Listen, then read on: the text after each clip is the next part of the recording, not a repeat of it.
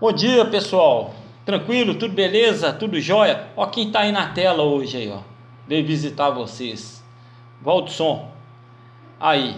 Tá aí, veio visitar vocês e tá falando assim: estuda. Estuda. Então, tá dando uma força aí. Hoje eu tive com ele, ele falou que tá com saudade aí da turma aí. Doido pra gente voltar, né? Mas é isso aí. Mas dá tchau pro Valdson que agora nós vamos precisar de falar da nossa matéria. Tranquilo?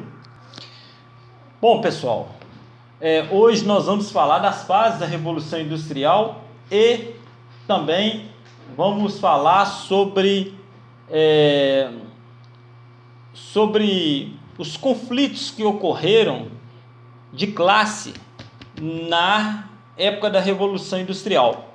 Beleza? Pessoal, antes de começar, eu queria dar uma informação para vocês aqui que me perdoem, eu não passei essa informação na aula anterior. E eu creio que muitos até estranharam, mas foi, foi falha minha mesmo, entendeu?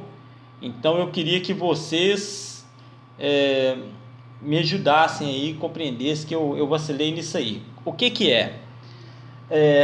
Vocês perceberam que nós pulamos da capítulo 2, nós pulamos para o capítulo 5. E era para me ter avisado isso para vocês e eu não avisei, eu esqueci de avisar na aula anterior. Por que eu fiz isso? Por quê? Porque o capítulo 3 e 4 dá uma parada na Revolução Francesa. O 3 dá uma parada na Revolução Francesa e pega a história colonial. Nós trocamos o livro esse ano e até mesmo no livro do ano passado eu fazia isso. Eu não pulava a Revolução Francesa, eu concluía.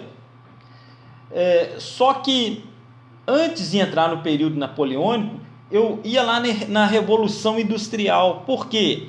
Porque o período napoleônico vai falar da política externa da França. E para falar da política externa da França, seria mais assim legal vocês compreenderem o que está ocorrendo no mundo, principalmente na Inglaterra, que vai ser a grande rival da França. E aí eu tenho que mostrar que a Inglaterra está bastante evoluída, industrializada, com a produção em massa, para que vocês tenham a compreensão do tamanho do barraco que Napoleão vai arrumar nessa fase externa da Revolução Industrial, entendeu? Da Revolução Francesa, o período napoleônico, onde que ele leva os ideais da Revolução Francesa para toda a Europa. Então eu tenho que mostrar para vocês o potencial do adversário da França, que é a Inglaterra nessa época, o que ela estava vivendo. E aí, depois nós pulamos da 2, pulamos para 5.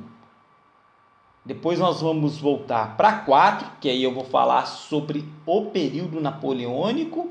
E depois nós voltamos para 3 e por aí em diante. Mas não esquenta a cabeça não, porque isso é muito comum, né? Os professores de história gostam de organizar as suas, o seu planejamento de acordo com a cronologia, entendeu? Mais conveniente. Mas eu vou orientando todo mundo direitinho, tudo certinho, beleza? No final nós vamos estar bem afinados, vocês vão ter uma compreensão muito boa, porque aí a gente pega a questão da Inconfidência Mineira, Inconfidência Conjuração Baiana e entra no Brasil colônia, já entrando no processo de independência do Brasil e das outras colônias da América. Tranquilo? Então é só para esclarecer que essa pulada do capítulo 2 para o 5 foi intencional, assim, pensando nesse sentido, que era preciso terminar primeiro o período interno da Revolução Francesa, mostrar o que estava ocorrendo, agora nós estamos no 5, mostrando o que está ocorrendo na Europa. Depois a gente volta para a gente concluir o período napoleônico e dar seguimento entrando na questão da colonização da América Portuguesa e Espanhola. Tranquilo? Mas vai ficar bem bacana mesmo para que vocês tenham uma compreensão da matéria. Tranquilo? Beleza, pessoal. Antes da gente começar, mais um recadinho aqui sobre o Zoom. Nessa quinta-feira nós temos a aula de inauguração, né? A aula inaugural do Zoom. Na semana que vem nós teremos o bate-papo, né? As aulas para esclarecer as dúvidas da matéria. Semana que vem, semana de provas. Vocês receberão as provas, irão fazer em casa. Essa prova é para fazer individual e sem consulta. Poxa, professor, mas como é que eu vou fazer essa prova aqui sem consulta? Pessoal, felizmente nós temos caráter. A gente não tem preocupação. Entendeu? Eu, particularmente, inclusive acabei agora assim, de conversar com o Sandro, e inclusive falava com ele sobre isso, né? Sobre essa questão do comportamento de vocês, que a gente não iria ter problema com relação a essa questão da plataforma Zoom, por causa do caráter de vocês, que são pessoas excelentes, bacana. E eu não falo isso só aqui, vocês sabem disso, entendeu? Mas aí, só para reforçar isso, semana que vem, como é semana de prova, nós não teremos videoaula e nem exercício, mas teremos a aula no aplicativo Zoom, tranquilo? O momento de tirar as dúvidas, tranquilo? Bom, pessoal, e a matéria da prova é a matéria da revisão, que eu passei para vocês, tranquilo? Bom, pessoal, vamos fazer nossa oração e caminhar para a matéria, beleza? Feche seus olhos, convida quem está aí para fazer essa oração com a gente e vamos lá. Senhor Deus Pai Todo-Poderoso, Pai, te damos graça por esse momento, Senhor. Obrigado, Deus, por tudo que o Senhor tem nos dado, tem nos fornecido. Ó Deus, a gente sabe da circunstância, do que tem ocorrido, de todo esse quadro de incerteza e tudo, mas nós te agradecemos nesse momento porque o Senhor está conosco, porque o Senhor nos guarda, nos protege, supre as nossas necessidades, está sempre conosco, Deus. Obrigado, Pai. Obrigado pela escola, pela família, pela casa, pelos alimentos. Guarda a vida de cada um desta casa, deste lar, Deus. Livra-os de todo mal. Em nome de Cristo Jesus. Amém. Amém, pessoal? Pessoal, então vamos lá. Eu queria que vocês fizessem a leitura hoje da página 85 até a 91. 85 a 91. Bom, antes eu vou dar uma puxada aqui na página 83 e na 84. Só para dar uma explicada bacana nisso aí. Por quê? Porque é o seguinte, na última aula nós acabamos abordando essas partes e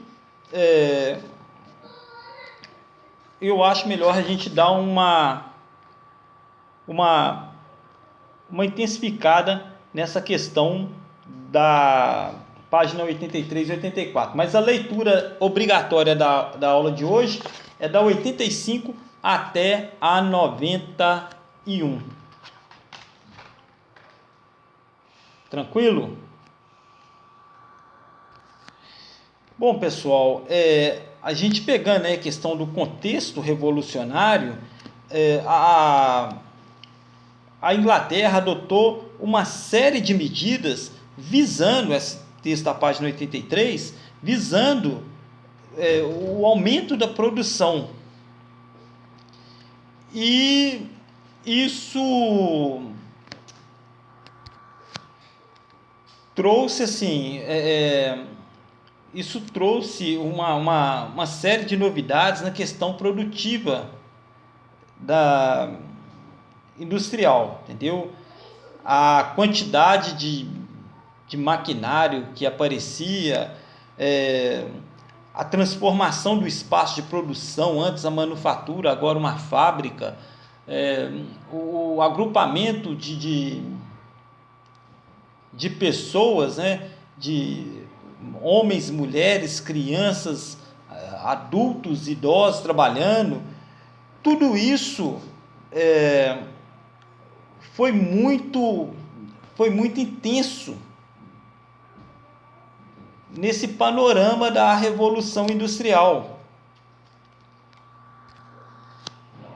Mas, como foi falado,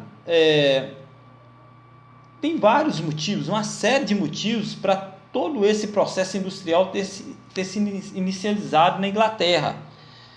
Os mais importantes, já citei para vocês na aula anterior, foi pela Inglaterra ter assumido, né, a burguesia ter assumido o poder antes das demais nações, né? Quem controlava o poder na Inglaterra era um parlamento burguês que criava as leis e o rei estava submisso a essas leis, ou seja, lá não tinha mais o absolutismo.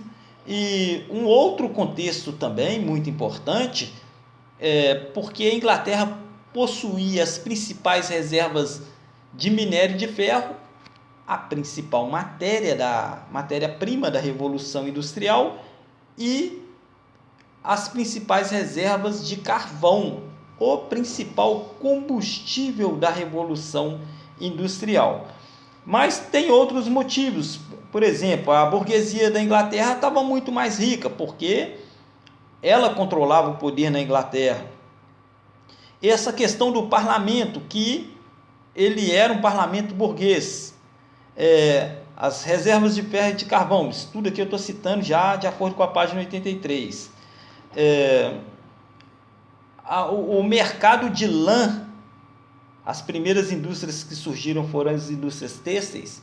Então, a Inglaterra já tinha, antes da Revolução Industrial, um mercado, já tinha o domínio de um mercado europeu na produção de lãs. E outra coisa também, a Inglaterra possuía muitas terras comunais, aquelas terras lá do feudalismo, que era tanto do uso do servo quanto do nobre, a caça era exclusivamente do nobre, então possuía muitas dessas terras, e que acabaram sendo destinadas a áreas de criação de ovelha. A ovelha produzia a lã, né, que era a matéria-prima da indústria têxtil. Mas essa revolução foi boa? Foi, assim, geral, né? A gente pensando assim, trouxe modernidade e tudo, mas não foi para todo mundo. Nem todo mundo ficou satisfeito. Por quê? Porque começou a surgir as diferenças sociais. A burguesia ficou cada vez mais rica, concentrou muito mais renda na sua mão, e, por outro lado, nós tínhamos uma maioria, uma grande parte da população muito pobre e miserável. O panorama das cidades mudaram. As cidades eram pouco habitadas, né? Assim, era destinada somente ao comércio, à troca, né? Já falei isso no feudalismo, né? Quando nós estudamos feudalismos, os burgos, né? Que eram chamados as cidades, eram centros destinados a trocas e quase inabitáveis. O campo era muito mais habitável. E aí o que ocorre? Com a Revolução Industrial, com a chegada das fábricas, elas se instalaram nas cidades para ficar bem próximo ao comércio. E isso fez com que muitos trabalhadores migrassem, fossem morar perto dessas fábricas, gerando um crescimento desordenado, falta de infraestrutura urbana, saneamento básico, água, canalização, toda essa infraestrutura visando a questão de preservação de higiene e condições de saúde também. Então a cidade ela não tinha isso, as cidades elas cresceram sem ter esse tipo de preocupação. Então mudou radicalmente esse panorama dessas cidades. E quem habitava essas condições indignas, né, morava nessas situações indignas, era grande parte da população, trabalhadores das próprias fábricas. Bom, mas vamos lá. vou falar sobre as fases da Revolução Industrial, aí já entrando na página 85, não é isso? A Revolução Industrial ela foi um processo muito longo e dinâmico, que tiveram início muito antes do século XVIII. E, para vocês terem ideia, a Revolução Industrial ainda não se encerrou. Nós estamos atualmente vivendo a terceira fase da Revolução Industrial para muitos historiadores, e eu concordo com isso também. Segundo assim, as pesquisas que existiam antigamente, até meados do século XVIII, a China e a Índia, presta bem atenção, estavam à frente da Europa na questão de tecnologia. Olha para você ver, a China, quando a gente pensa na China hoje, a gente vê uma potência econômica, né? Mas a China se transformou numa potência econômica nos últimos 20 anos, porque até no final dos anos 90, a China era um país que vivia um atraso econômico muito grande. A quantidade de bicicletas na China era coisa absurda. Veículos era muito pouco. O país, no final dos anos 90, que tinha o maior número de veículos, né, produzia o maior número de veículos, era a Alemanha. Inclusive, a gente sabe que a Volkswagen, que é uma das marcas mais vendidas no mundo, ela é alemã. Já em 2010, a China já era o país que tinha a maior quantidade de automóveis no mundo, uma das maiores produtoras também de automóveis. Embora os carros chineses muitas vezes não são bem aceitos, né, de marcas chinesas não são muito bem aceitos no mercado brasileiro. Mas isso não entra em questão. Essa primeira fase da Revolução Industrial, ou chamada Primeira Revolução Industrial, foi entre 1760 a 1860, mas é mais ou menos, não pode dar exatidão não, entendeu? No livro de vocês está colocando até 1850, e ela foi marcada pela substituição da manufatura, o trabalho manual, pela maquinofatura, produção com uso de máquinas. A indústria têxtil foi a que mais se desenvolveu ao lado da siderúrgica. A indústria têxtil, a produção industrial de tecidos, e a siderúrgica, a produção de ferro e de aço fundidos. Beleza? E aí o barco a vapor e a locomotiva foram inventadas também nesse período. Barco a vapor nos Estados Unidos e a locomotiva na Inglaterra. Tranquilo? E aí nós temos esse slide dando a explicação sobre essa primeira parte, né? O surgimento prioritário na Inglaterra, o carvão como sendo o principal combustível, né? A indústria têxtil, como comentei com vocês, utilização de ferro na construção de máquinas, matéria-prima importantíssima para a Revolução Industrial, né? O minério de ferro. E um outro fator negativo, as péssimas condições de trabalho devido ao fortalecimento dos sindicatos. O que ocorre? Bom, pessoal, então aqui nós iniciamos a segunda fase, a segunda Revolução Industrial, que ocorreu entre aproximadamente 1850 até 1960. E nessa fase, o processo de industrialização ele acelerou com a difusão do uso do aço, igual eu disse para vocês aí na primeira fase, né? E teve o desenvolvimento de novas fontes de energia, ou seja, não era mais o carvão, o petróleo passou a ser utilizado. E também a energia elétrica também passou a ser utilizada nessa época. Hoje nós temos aí ainda todo vapor, o petróleo e a energia elétrica como as principais fontes mesmo de energia da Revolução Industrial. Bom, e outra coisa também, teve uma modernização do sistema de comunicação. E essa questão da Revolução Industrial, ela saiu das fronteiras da Inglaterra, passou para outras nações como França, Bélgica, Holanda, Itália, Alemanha, Japão e Estados Unidos. Outra coisa também, teve uma diversificação industrial. Antigamente a indústria têxtil predominava, mas agora, nessa segunda Revolução Industrial, teve os setores eletroeletrônico, químico, metalúrgico e tal. Substituição do ferro pelo aço.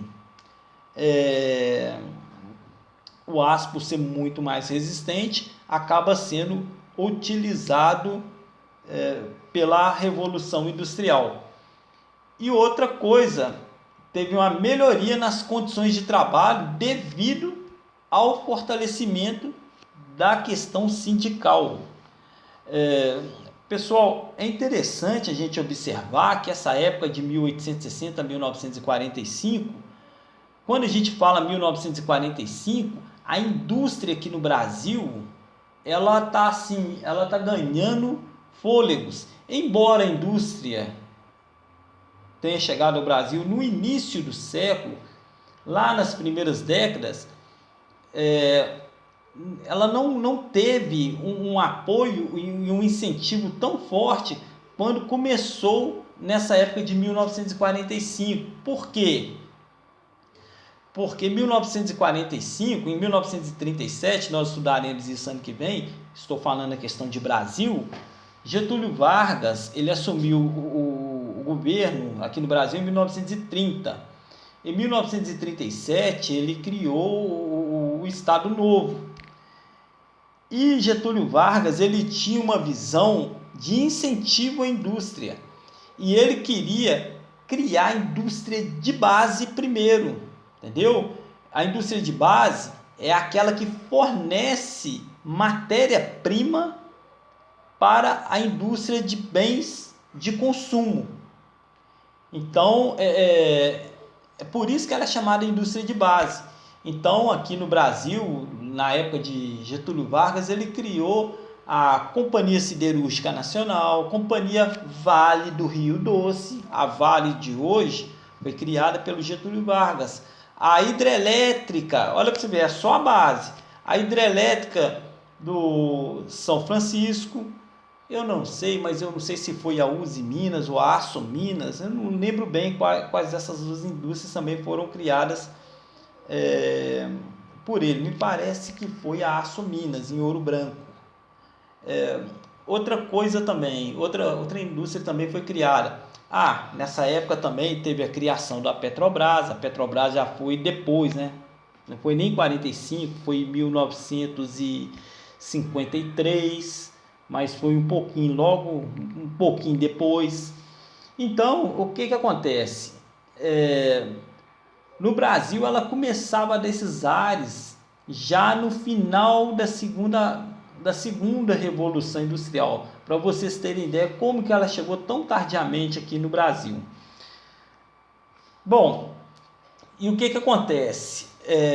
A partir de 60, aproximadamente, novas transformações tecnológicas e produtivas deram origem a uma terceira fase da Revolução Industrial. Bom, e essa terceira fase da Revolução Industrial, o livro de vocês aqui está colocando 1960, mas você pode usar também a data de 45, né? Para a gente se tratando aí numa região mais a questão europeia. O que ocorre? Teve o desenvolvimento da microeletrônica, onde possibilitou os avanços da informática, principalmente nos meios de comunicação e na robótica. Bom, a biotecnologia, por meio da engenharia genética, possibilitou a produção de alimentos. Olha para você ver, a gente usando a questão da revolução industrial na ampliação da produção de alimentos. Quando a gente tem essas descobertas assim, entendeu? Nessa época, por exemplo, pensando na questão da produção de alimentos, a gente vem com uma coisa na cabeça. Nessa época, a fome ainda era grande em várias partes do mundo, principalmente na questão da África. Então, o que a gente tem a ideia? De que essa biotecnologia utilizada nessa engenharia de produção de alimentos, essa engenharia genética, aliás, desculpe, ela vai acabar com a fome no mundo, mas não foi isso que ocorreu. Na verdade, foi para aumentar a produção dos grandes produtores alimentícios e aumentar a concentração de renda na mão deles. Infelizmente, não foi isso que ocorreu. Bom, os efeitos dessa revolução, dessa terceira fase da revolução industrial, eles são sentidos até hoje. A gente observa a informatização da economia, o avanço da tecnologia na comunicação, por exemplo, celular, tablet, tudo isso aí é fruto dessa terceira revolução industrial. O pessoal já fala em quarta revolução industrial, a automatização das fábricas, ou seja, a inteligência artificial controlando tudo, né? Mas ainda está muito, na minha opinião, ainda está muito recente para falar nisso ainda. A gente tem observado um avanço tecnológico por meio da questão da informática, né? Muita gente fala tecnologia, todo mundo acha que é computador e tudo. Não, tecnologia é avanço de ferramenta. Já falei para vocês, desde que o mundo é mundo, existe tecnologia, avanços tecnológicos. Entendeu? Então, a gente tem que tirar essa cabeça de que tecnologia só está ligado à questão de informática, computador, celular, telefone. Não. Tecnologia é alteração, ferramenta. Avanço, modernização das ferramentas. E quando a gente tem esse pensamento, tem essa visão do tanto que a informática, o tanto que essa tecnologia da informação tem nos afetado, a gente já parte para a questão das preocupações futuras. Por exemplo, a questão do uso da robótica, até que ponto é viável, entendeu? Como vai ficar a questão da condição de vida humana, principalmente as suas relações com o trabalho, com o aparecimento da inteligência artificial, entendeu? Será que até que ponto esse desenvolvimento, vamos dizer assim, ele pode ser benéfico para a humanidade? Quais são os setores? É uma questão para discutir e que dá, sim, tempo, dá muita coisa para falar. Até que ponto a revolução industrial, nos dias de hoje, ela é benéfica? Entendeu? Então, será que os robôs, a inteligência humana, vai tomar o trabalho do homem e deixar o homem sem emprego, o ser humano sem emprego? O homem, quando eu falo, é o ser humano. Desculpa até por falar o homem, isso é um pouco machista.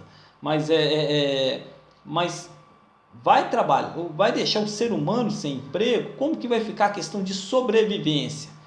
Esses dias, esse tempo atrás, eu assisti um filme bastante interessante chamado Eu, Robô, e mostra a questão, né, da tecnologia. Será que a inteligência artificial ela é neutra?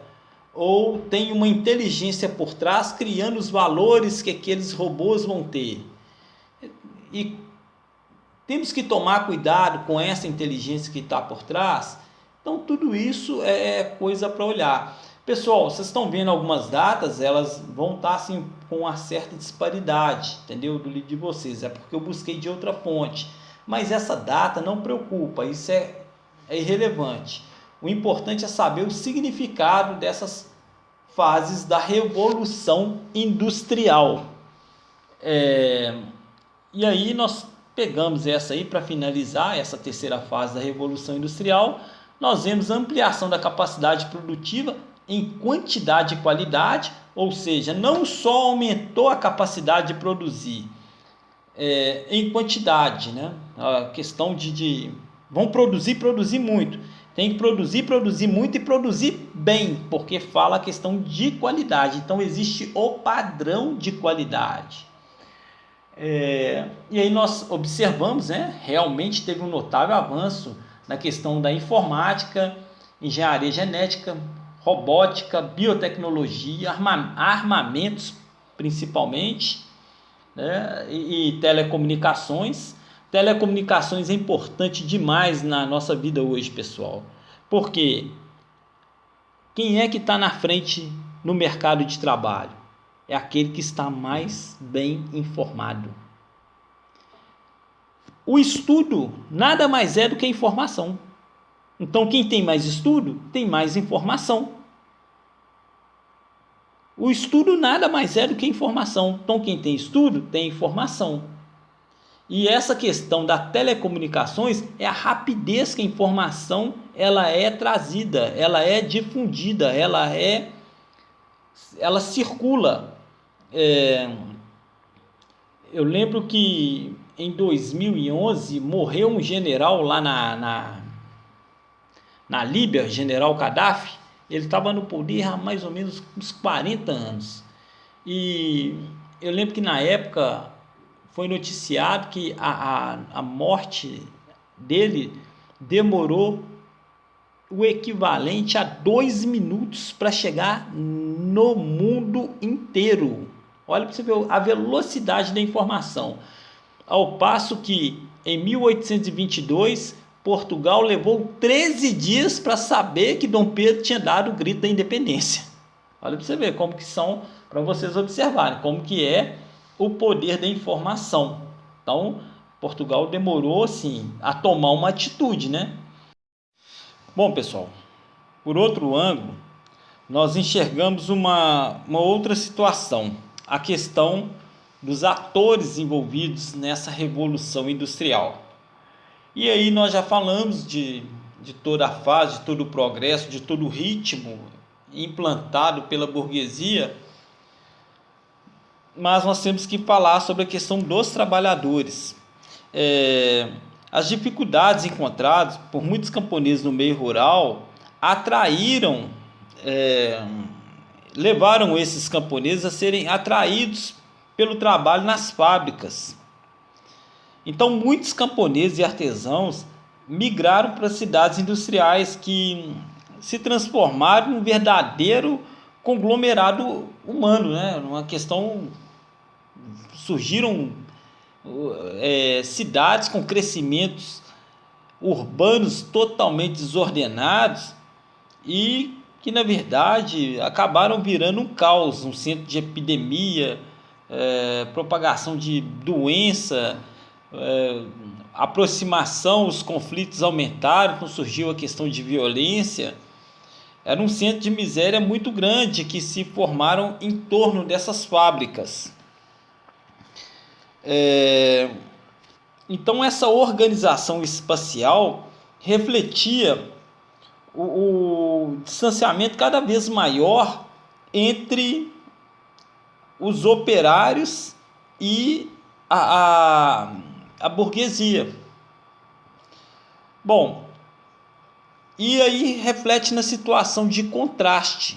E hoje, nas grandes cidades, a gente ainda vê esses grandes contrastes.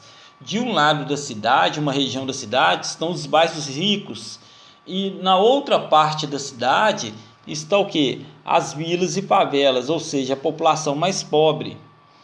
E esse contraste ele não existe hoje, ele existe desde a época da revolução, do início dessa revolução industrial. Bom, é muito comum a gente andar em Belo Horizonte, em Contagem ou em Betim e encontrar bairros operários. Por exemplo, vocês conhecem muito em Contagem a questão do Parque São João, que surgiu para atender a demanda de mão de obra do SINCO, do Conjunto Industrial de Contagem. A gente observa também na região de Betim, por exemplo, o Jardim Teresópolis surgiu porque era moradia de trabalhadores que atendia a indústria automobilística ali na questão da Fiat.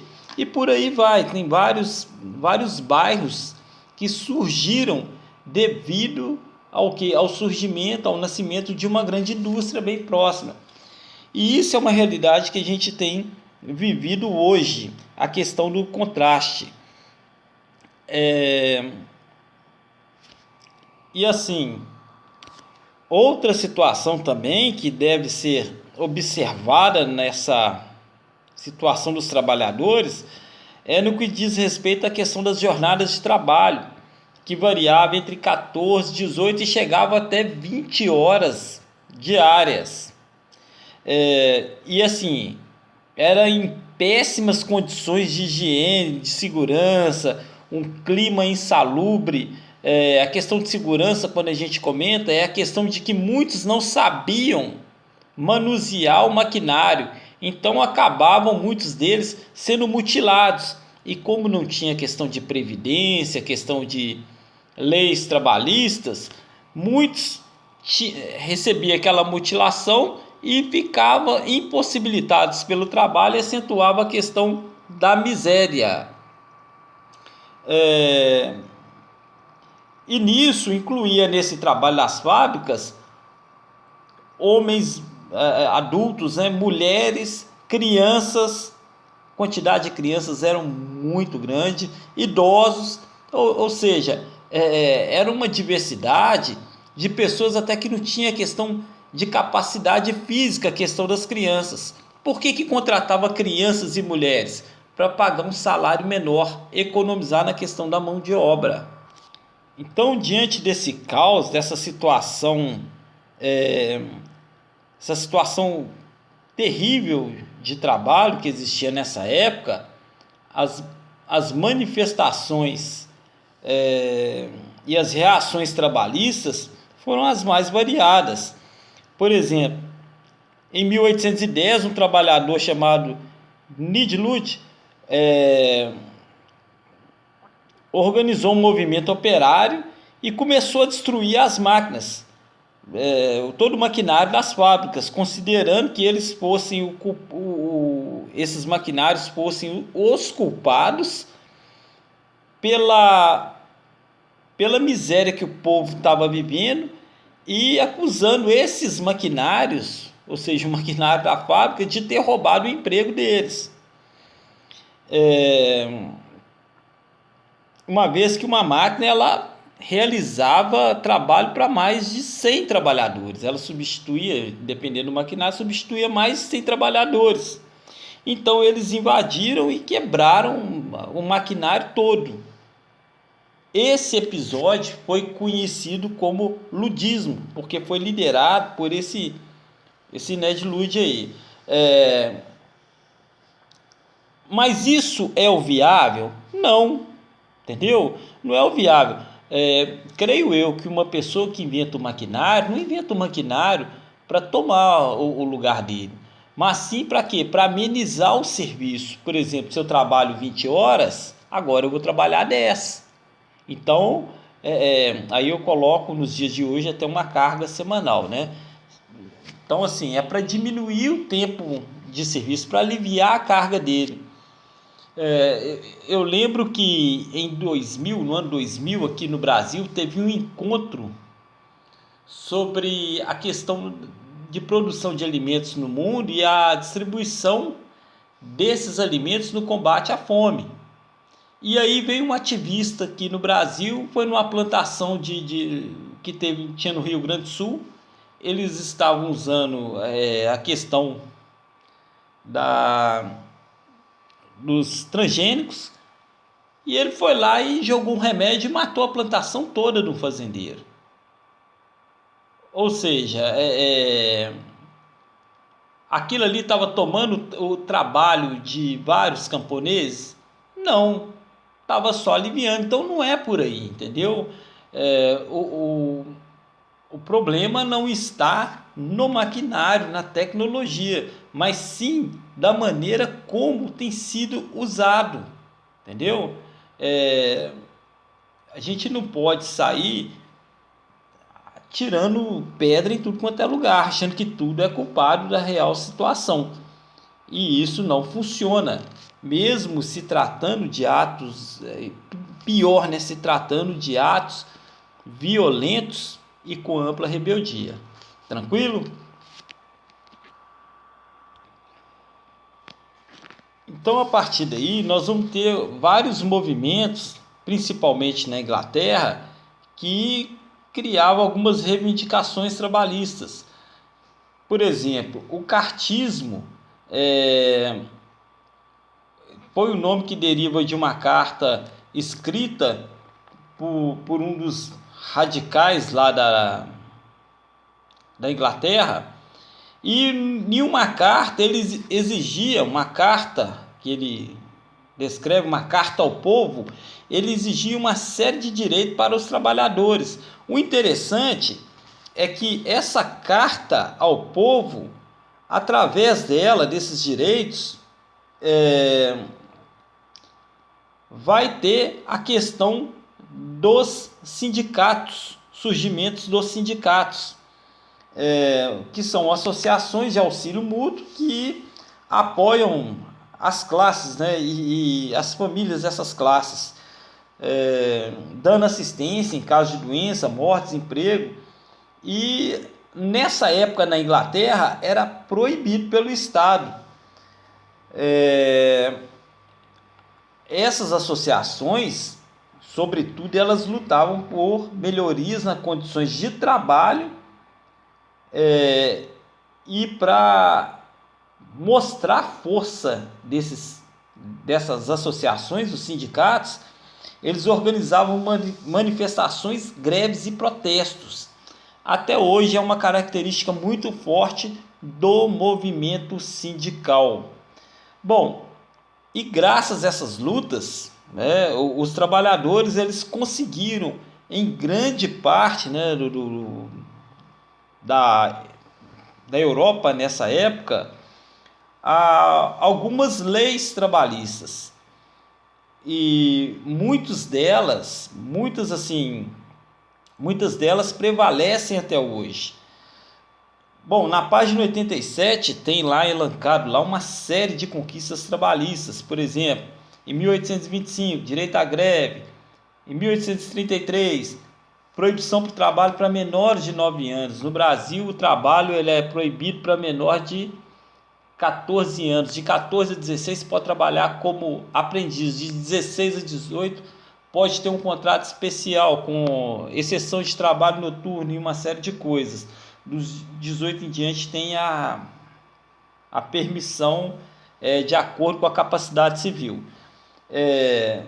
47, limitação 1847, limitação de 10 horas para mulheres e crianças na Inglaterra. 50, limitação de 10 horas para todos na Inglaterra, 1850. 1871, a Inglaterra reconhece os sindicatos. 1883, criou-se o seguro de doenças na Alemanha. 1884, criou o seguro de acidentes de trabalho também na Alemanha. E a França reconhece sindicatos. 1889, criação do seguro de velhice e de invalidez, a aposentadoria que não existia lá na Alemanha. Em 1898, legislação sobre acidentes de trabalho na França e na Alemanha. No Brasil, vai ser regulado com a CLT, né, criada por Vargas, se me engano, salvo engano, foi 37, entrou o Estado Novo, 42, 43, mais ou menos isso, se não estiver enganado, mas foi no governo de Vargas, no período entre 37 a 43. Não sei se 43 foi SLT ou, ou foi criada a Justiça do Trabalho. Foi algo parecido com isso. Mas foi entre 1937 e 1943. Agora me falhou um pouco a data na memória. Tranquilo?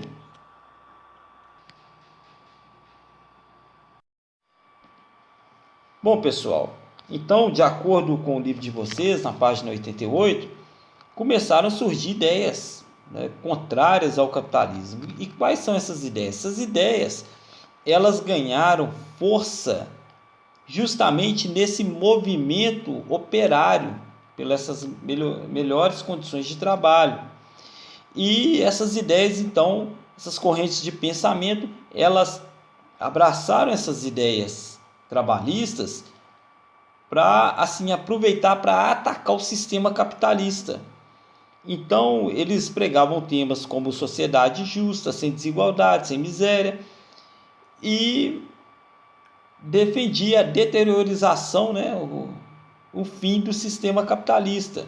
Essas correntes de pensamento ficaram conhecidas principalmente como socialismo utópico, socialismo marxista e anarquismo. Todas elas tinham um objetivo: chegar ao comunismo. Não vou entrar na questão de valor, é uma matéria, é um tema um pouco até chato mesmo da gente discutir, porque as pessoas levantam bandeira para um lado e para outro, e aí entra a questão de direita, de esquerda, de centro, e as pessoas gostam muito de me perguntar qual é o seu posicionamento. Eu não sou direita, não sou esquerda e não sou centro. Eu sou do alto, eu sou de Deus. Mas a matéria está aqui no livro e nós precisamos explicar, e eu quero explicar estritamente como o livro está colocando. Não quero aprofundar em questões para não gerar incômodo e muito menos polêmica. Só retratar o que está no livro, beleza? Bom, o socialismo utópico. Pessoal, esse termo utopia, ele foi usado por um escritor renascentista, Thomas More, e esse termo referia-se a uma sociedade imaginária, onde um governo organizado da melhor maneira proporcionava ótimas condições de vida a um povo equilibrado e feliz. Mas tem outras definições, como projeto irrealizável, fantasia. Utopia, na verdade, é sonho, é como se fosse uma viagem, é coisa que não dá para acontecer. E esse socialismo foi denominado utópico. Essa primeira visão socialista, ela foi denominada utópica. Por quê? Porque eles defendiam a construção de uma sociedade livre de desigualdades sociais. Mas os próprios críticos desse sistema afirmavam que essa teoria não apresentava soluções concretas para atingir o próprio objetivo. Ou seja, as teorias que foram criadas para chegar nessa sociedade livre de desigualdade, no prático, entendeu? No que na verdade ocorria, ela não promovia tais desigualdades. Sempre haveria um sujeito, um ser ou um grupo que teria mais privilégio que os demais. Alguns pregavam a questão da criação de falancérios e não queria destruição totalmente da propriedade privada. Falancérios são fazendas coletivas agroindustriais que abrigavam um grupo de aproximadamente 1.000 pessoas, onde toda a produção deveria ser de todos. Bom, outros defendia a construção de tipo uma fábrica em uma colônia modelo, com base no sistema de cooperativa de consumo e de produção, tratando os trabalhadores como iguais, ou seja, seria uma criação de uma fábrica onde não teria um burguês, dono dos meios de produção, que ficaria com lucro. O lucro seria dividido entre os próprios trabalhadores. Então surgiram várias teorias para implantar um sistema livre de desigualdade social, mas todos eles acabaram fracassando. E grande parte deles não chegou nem mesmo a ser testado.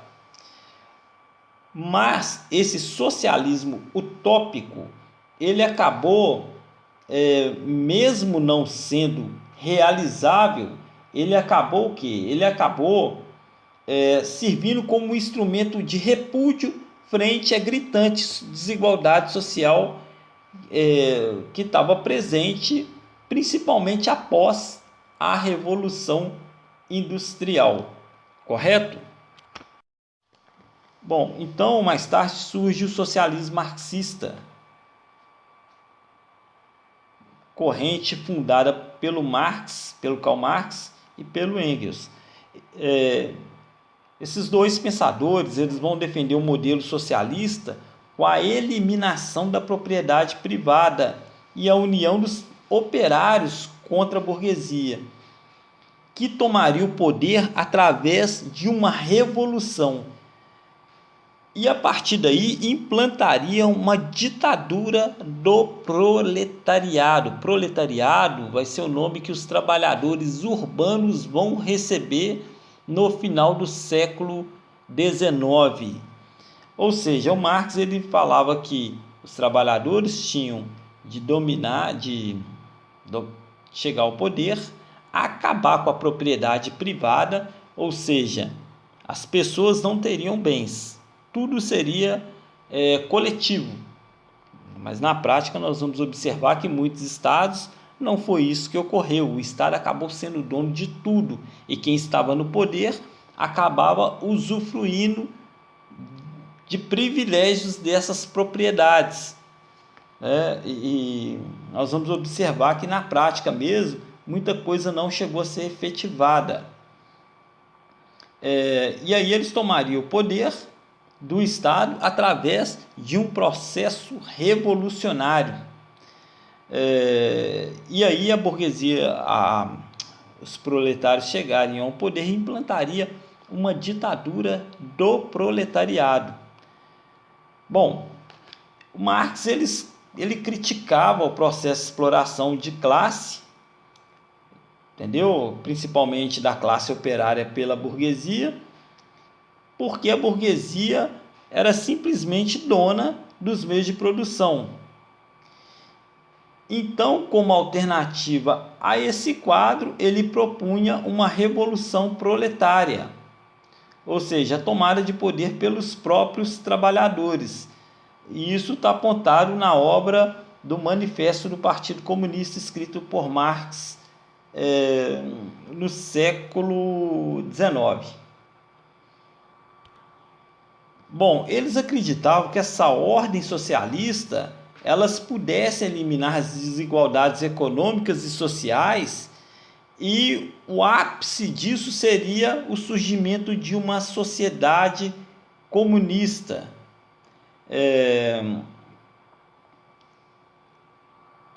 Na concepção deles, nesse estágio final, no dito aí comunista, cada indivíduo poderia dar ao conjunto social aquilo que ele era capaz, ou seja, produzia-se o necessário e em troca ele receberia aquilo que ele estava precisando para suprir a própria necessidade. Ou então é aquele negócio, produz-se o necessário e eu vou receber o que eu preciso.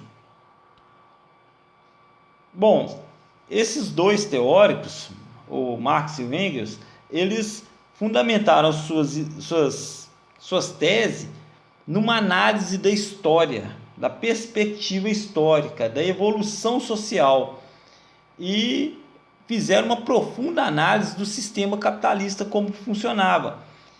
Então eles diferenciaram dos socialistas utópicos porque eles tinham um método científico para defender as suas teses. Então eles foram chamados de socialistas científicos ou simplesmente marxista.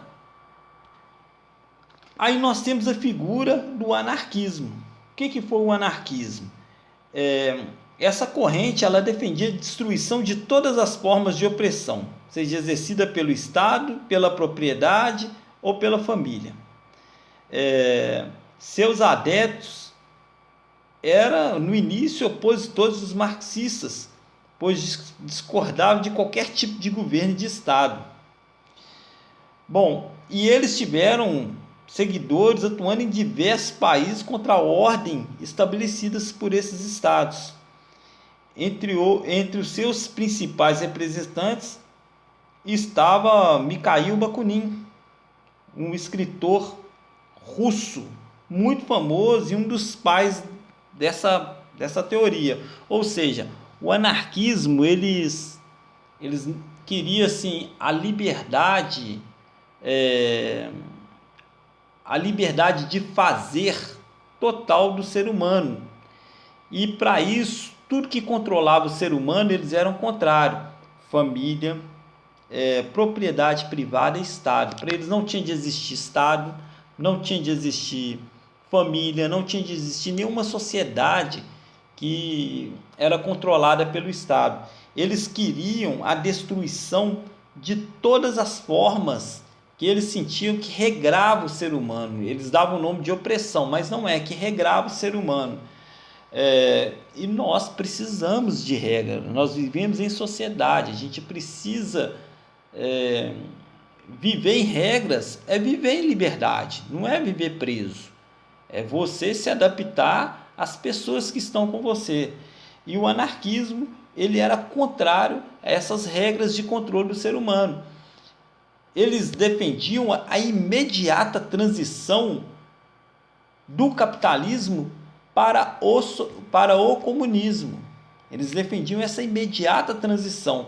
Eles não aceitavam o período socialista defendido pelos marxistas.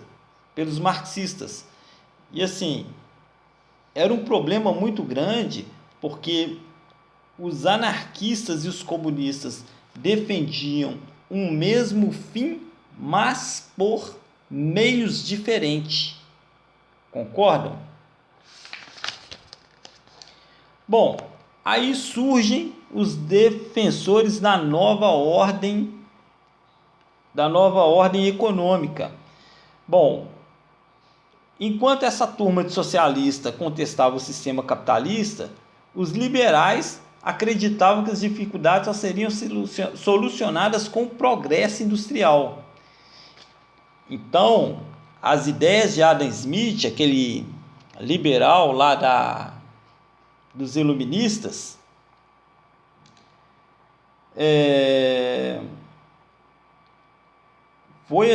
foi o carro-mestre desses defensores dessa nova ordem. E eles buscaram outros pensadores que defendiam a questão do liberalismo industrial, a questão do livre comércio, do livre mercado, como David Ricardo e tal. Bom, na esfera dessa nova ordem trazida por eles, surgiu uma corrente de pensamentos denominada darwinismo social. Ou seja, eles apoiavam nas ideias da teoria da evolução das espécies de Charles Darwin para justificar a organização social. Para eles, como Darwin definia que no processo de evolução e de seleção natural, as espécies mais fortes que resistiam ao meio ambiente, que se adaptavam ao meio ambiente, conseguia se manter e evoluir, da mesma forma, era assim no comércio. aqueles indivíduos que no meio da sociedade eram os mais fortes, eles conseguiam sobreviver e evoluir, e isso ajudava também a sociedade a evoluir, ou seja, haveria uma evolução da sociedade em cima daqueles que comercialmente eram mais fortes, que puxavam o restante da sociedade para cima. Então essa é a corrente desses defensores dessa nova ordem. Então, não somente esses camaradas que defendiam essa questão do darwinismo social, mas vão ter outros, como o filósofo Herbert Spencer, que defendia a questão da matemática social. Eles vão assim usar dados estatísticos para controlar toda a sociedade, achando que o resultado aplicado, que os métodos aplicados em uma sociedade pode ser utilizado em outra para solucionar problemas de desigualdade. Só que eles esquecem que a gente não pode prever o que o ser humano vai fazer. Então o ser humano, ele nem sempre vai ser como uma matemática, porque a matemática, a gente sabe que se você juntar vários algarismos com sinais, nós temos um resultado único, exato, ela é exata.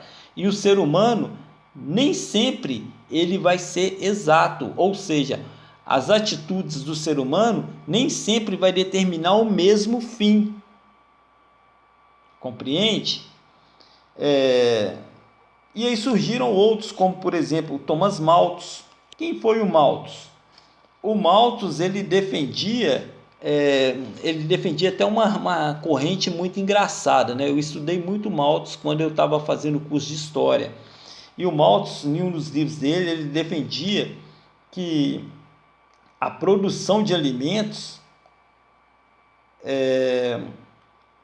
ela crescia de uma forma desproporcional ao crescimento populacional. Ou seja, para Malthus, não era a produção de alimentos que deveria de crescer para acabar com a miséria, mas sim a população que deveria diminuir. E Malthus falava que quem ajuda os pobres faz um mal para a humanidade, porque quanto mais ajuda dá aos pobres, mais o pobre procria. Então essa era a ideia de Malthus, e isso foi lá no século XVIII. Então Malthus falava que deveria parar de ajudar a população pobre para que eles não procriassem, não trouxessem mais pobres para o planeta e prejudicasse a produção de alimentos. Muita gente fala, poxa, mas que cara racista e tal, mas a gente tem que observar também a visão científica da história e não só a questão de primeiro impacto que a gente tem com a questão humanista, né? Bom, pessoal, então a partir daí, desses defensores dessa nova ordem, não vou nem colocar a gente não tem nem a questão do slide, tem a página 91 aí para vocês darem uma olhada. Então esses defensores dessa nova ordem, a gente finaliza esse capítulo da página 92. Pessoal, lembrando que semana que vem nós teremos, vocês receberão as provas e nós daremos aí, vocês terão aí praticamente acho que 2 semanas para estar entregando, parece que vão entregar no dia 15, não estou lembrado direito como que a direção tratou com vocês, mas eu queria chamar a atenção mais uma vez para nossas aulas semana que vem, né?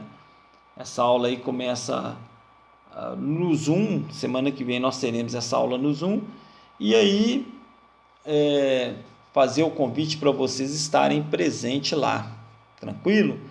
Bom, pessoal, então por hoje é só. Eu queria agradecer mais uma vez a participação de vocês. Qualquer dúvida nós podemos esclarecer lá no nosso canal, tranquilo? Lá na nossa plataforma no Zoom. Até nesse final de semana estará lá no canal no YouTube um vídeo com o endereço, com os links de cada aula que vocês terão durante a semana no Zoom. Tranquilo? Fiquem com Deus. Deus abençoe vocês.